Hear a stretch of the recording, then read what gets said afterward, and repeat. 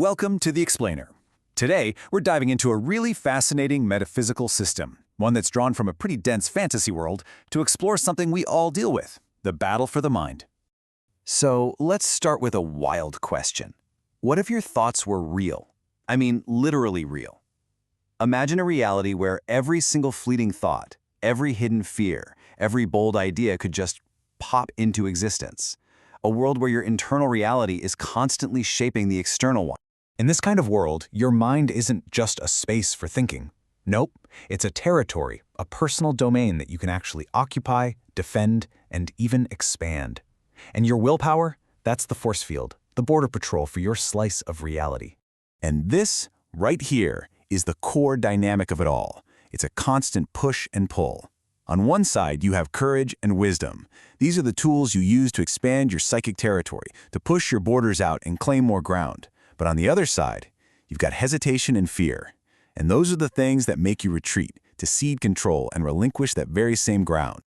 Okay, so to see how this works on a grand scale, let's take a look at a society that was basically forced to master this reality, the House of the White Liger. When their technology first made it possible for thoughts to become physically real, well, it was absolute chaos. You can just imagine it, right? Every stray negative thought, every embarrassing memory, it all became instantly real. It caused this widespread fear and a total breakdown of their society. But what's really amazing is how they evolved. You can see it laid out right here. They moved from this crippling fear to a profound realization. The only way they were going to survive was to become incredibly open-minded and forgiving. That realization led to compassion, which then brought a sense of calm, and from that calm, they finally achieved mastery over their own minds and their shared world. And this quote it nails it. It perfectly captures that turning point. You see, the solution for them wasn't some new gadget or a new law. It was a fundamental shift in consciousness. Discipline and forgiveness. That's what became the bedrock of their entire civilization. All right, so we've seen how this plays out for a whole society. But now let's zoom way in to the individual.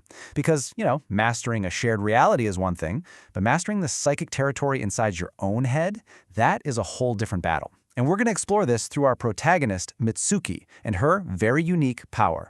Yeah, so her power isn't just some weapon she pulls out when she needs it. It's her personal psychic territory made real. It's an entire inner dimension with its own fundamental laws of reality that she has to learn to navigate and eventually control. Now, to get a handle on this inner world, she first needs a map. And that map is the elemental skill tree. Think of these as the 7 fundamental elements, the very building blocks of her reality, and maybe, just maybe, ours too. First up, we've got fire, or ignis. This is the raw power of ignition, of friction. You can think of it as the spark of a new idea, that initial burst of will. Next is wind, or ventus. This is all about breath, sound, and inspiration. This is the force that gives a voice to our thoughts and helps carry them out into the world. Then there's earth, or terra. This represents binding, structure, and the domain itself. This is what gives our ideas solid form and makes them real. And of course, time, or tempus, the power of motion, of growth, and inevitable decay. It's that ever-present current that shapes everything we experience. Water, or aqua, embodies life, purification, and waves. It's the element of emotion and that feeling of being in the flow state with our intuition. After that, we have lightning, or fulgur. This is the power of coordination and control, basically the nervous system of reality. It's what lets us direct our will with speed and precision. And finally, we have light, or lux, the power of truth, of revelation, of defining what things are. This is that clarity of mind that lets us see things as they really truly are. Okay, so you've got the map, you know the elements, but how do you actually defend your territory when you're put to the test? Let's dive into Mitsuki's ultimate challenge, a battle of wills fought against a manifestation of her own power. This is where fantasy gets very, very real. So at first, she does what any of us would do. She goes with her tried and true move, her most powerful weapon, gravitational attacks. But her opponent, which is literally a part of her, just cancels them out. Poof! Her whole strategy is gone, totally useless in an instant. And there it is. That's the fear response we talked about way back at the beginning. Her best weapon fails, so she freezes. She hesitates. And in that single moment, she's losing her psychic territory. The only way forward is to ditch her old, comfortable patterns and trust her gut, her intuition, the raw physical sensations warning her what's coming next. And that battle, that critical moment, reveals the final, crucial piece of this entire puzzle. The deep, undeniable link between the mind, the elements of reality, and our own physical bodies.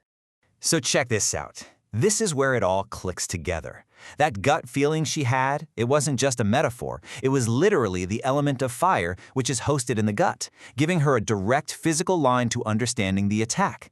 Each element has a home in the body. The gut, the lungs, the brain. It makes the body the ultimate vessel, the place where these huge metaphysical forces are actually experienced and controlled. So this brings it all back to a final, pretty big question.